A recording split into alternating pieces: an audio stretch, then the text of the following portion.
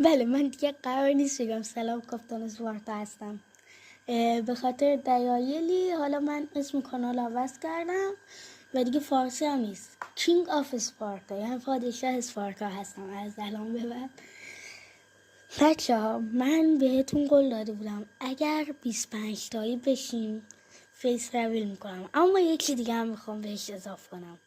به اضافه اینکه فیس ترابل میکنم قرار یه ترکیب سمی بد بخورم، اونم با تخم مرغ خام، پیاز و حالا یه چیز دیگه که حالا پیدا میکنیم.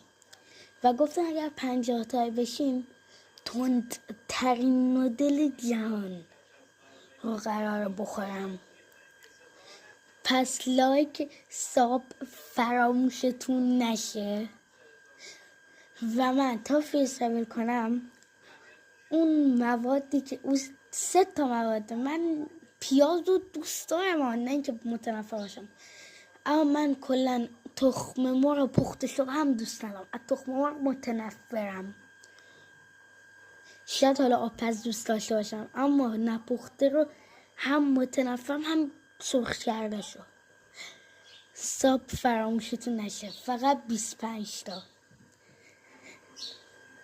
بچه لطفاً هم ساب کنید هم لایک کنید هم به دوستاتون هم بگید.